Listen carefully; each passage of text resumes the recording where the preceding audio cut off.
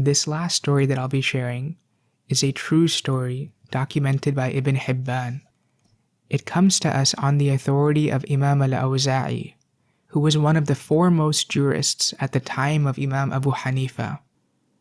And Imam Awza'i narrates this story directly from Abdullah ibn Muhammad, who personally experienced this and narrates this story in the first person. Abdullah says, "I went out to the shore as a patrolman, as our patrol at that time was in Al-Arish in Egypt. When I arrived at the shore, I came upon an open area in which I saw a tent. In the tent was a man who had no hands and legs, and he could hardly see or hear. None of his limbs were functioning except his tongue, and he was saying, 'O Allah, grant me the ability to praise you with such praises, through which I can sufficiently thank you for the favors you have bestowed upon me, by which you have preferred me greatly over many whom you have created.' And Abdullah said to himself, 'By Allah, I will go to this man and ask him about these words. Did it come to his mind? Did he learn it from someone? Or has he been inspired with it?' So I approached the man, greeted him, and said to him, 'I heard you saying, O Allah, grant me the ability to praise you with such praises through which I can sufficiently thank you for the favors you have bestowed upon me, by which you have preferred me greatly over many whom you have created. What favor from the favors of Allah upon you are you praising him for? And in what way did he grant you preference over others that you're thanking him for it?' He said, 'Don't you see what my Lord has done for me? By Allah, if he sent the sky upon me as a fire which burnt me, or ordered the mountains to crush me, or the oceans to drown me, or the earth to swallow me up, it would only cause me to be more grateful to my Lord for the favor of this tongue he bestowed upon me.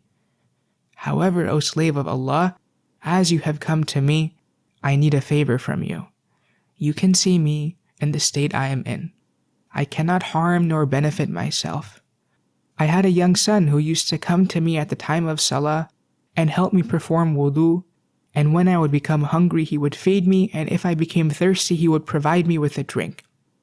But I have not seen him for the last 3 days. Would you please search for him for my sake? May Allah have mercy on you.' I said, 'By Allah, no being could fulfill the need of another which is greater in reward by Allah, similar to a need like yours.' So I set out in search of the young boy, and I hadn't gone far before I came across a sand dune, and behold, I found the boy. He had been attacked by a wild animal which had consumed his body.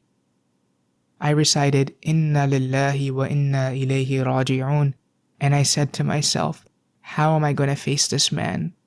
As I was heading towards him, I remembered Ayyub alayhi salam. So when I reached him, I greeted him and he responded. He inquired, 'Are you my companion?' I said, 'Yes.' He said, 'Did you do me that favor?' I asked him, 'Are you more honorable in the sight of Allah, or was Ayyub the Nabi?' And he replied, 'Of course Ayyub the Nabi.' I said, 'Do you know what his Lord did with him? Did he not test him regarding his wealth, his family, his children?' He said, 'Yes.' I said, 'How did he find him?' He answered, 'He found him patient, grateful, and thankful.' I continued, 'That was not all. Was he not finally deserted by all the people?' He responded, 'Yes.' I said, 'How did his Lord find him?' He answered, 'He found him patient, grateful, and thankful. Cut the story short. May Allah have mercy on you.' So I said to him, 'The young boy you sent me in search of, I found him behind a sand dune. He had been attacked by a wild animal which had consumed his body. May Allah increase you for your reward, and may He inspire you with patience.' And the man said, 'Praise be to Allah, who did not create from my progeny such people who would disobey Him, whom He would then punish by the fire.' He then recited, 'Inna lillahi wa inna ilayhi raji'un,' breathed a heavy sigh, and passed away. I said, 'Indeed to Allah we belong, and to Him is our return. What a huge calamity has befallen me. If I were to leave a man like this, the wild animals would consume him, and if I remain with him, I will not be able to harm nor benefit him. So I covered him in the cloak which he was wearing and sat at his head crying. As I was sitting there, 4 men passed by me and said, "O slave of Allah, what is your situation and what is your story?" So I related to them my story regarding this man. They said to me, "Uncover his face for us. Perhaps we know him." I uncovered his face, and the men fell upon him, kissing his eyes and his hands, saying, "For how long have these eyes been lowered from the prohibitions of Allah?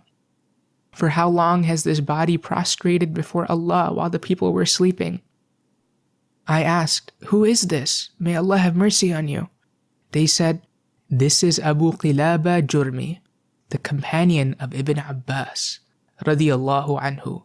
He had tremendous love for Allah and His Rasul, sallallahu alayhi wasallam." So we washed him, shrouded him with some clothing which we had with us, performed janazah salah over him, and buried him. The men left, and I went back to my station. When night fell, I put my head down and saw him in a dream. He was in a garden from the gardens of paradise, wearing 2 garments from the garments of paradise while reciting the verse of Quran, "Salamun alaykum bima sabartum, fa ni'ma uqbad dar."